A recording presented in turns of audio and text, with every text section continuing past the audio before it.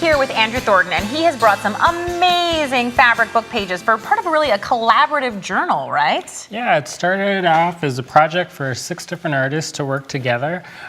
We start off as I do samples of all the different techniques and keep them together in one place, and a friend saw it and offered to swap, and that's how it started.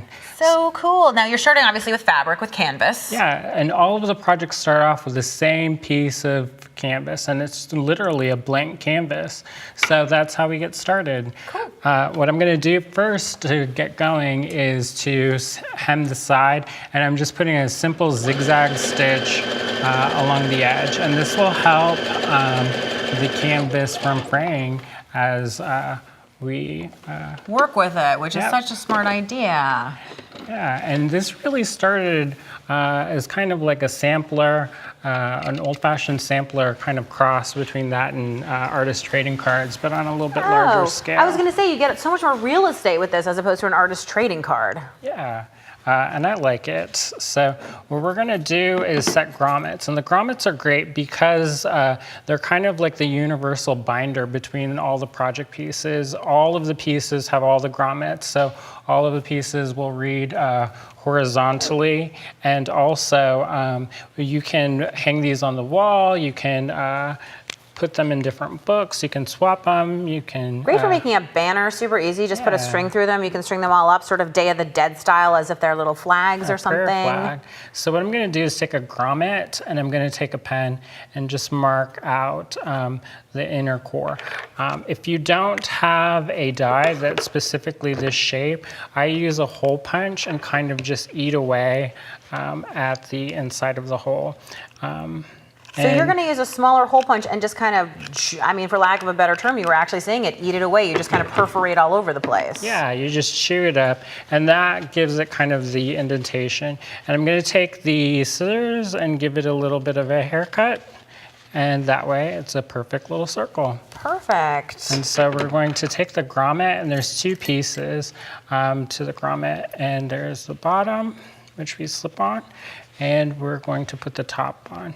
And now here's the grommet setter, and it's also a 2-part. You're going to place that on there. Now before you get going, you want to make sure that you're standing up and that you can really pound it, because if you're sitting down, you might not have enough torque.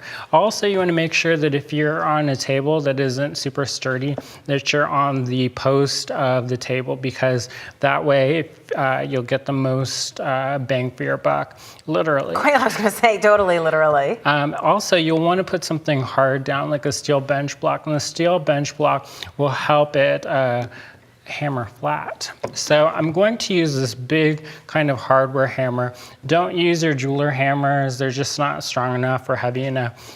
This is a steel head and is plenty hard.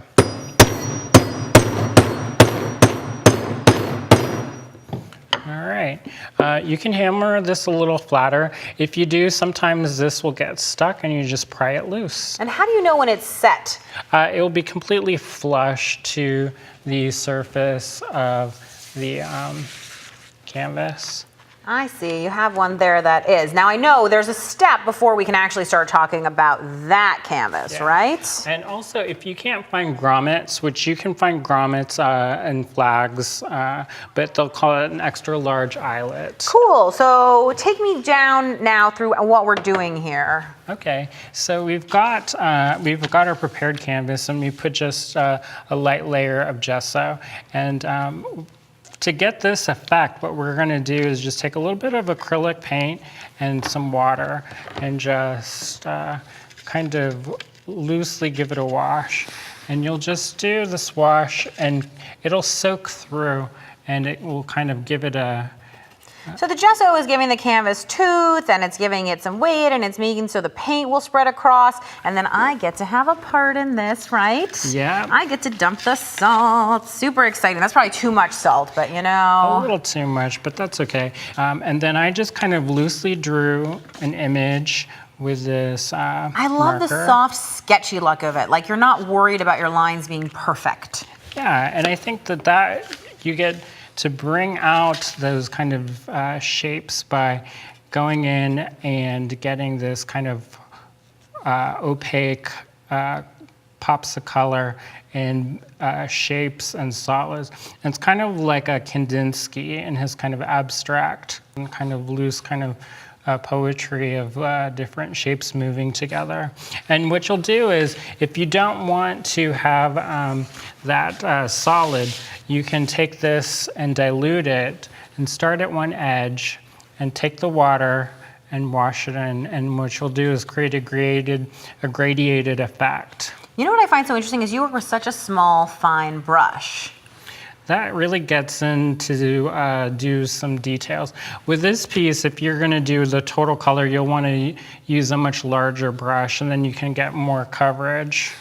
Cool. And now I know that we have some samples here that I've seen of stuff where you've really taken some time to work on it. And if I just flip through this book really quickly, I can see what you mean about all these different areas that are in, and I like that you left some areas blank. Did you want to say anything about any of these pieces? They're portraits, and but these started out really as quick studies of different techniques. And so I would use washes of color, different products, and I would keep these as a journal and kind of use that as a guide for my bigger, more substantial pieces. To remember what you did. And now I know that this piece is a very different style than yours. That's Keisha Davini, and she's an artist out of New Jersey. And she has a much more exuberant, kind of more flamboyant style. And she's doing some thread pieces, and there's fringe and photo transfers. And one of the things you want to do is you can spend a lot of time creating these pieces, but you also want to make it so that when you trade, you know, one person doesn't get too much. She's also kind of went outside of the box and added the fringe, and the fringe is kind of a nice element. I think that's so neat. And now we're looking at another artist's work, Lynn Suprak, who's also part of this collaboration. Yeah, she's one of the 6, and we're all going to trade pieces. Oh, you guys are so lucky. I feel a little bit jealous.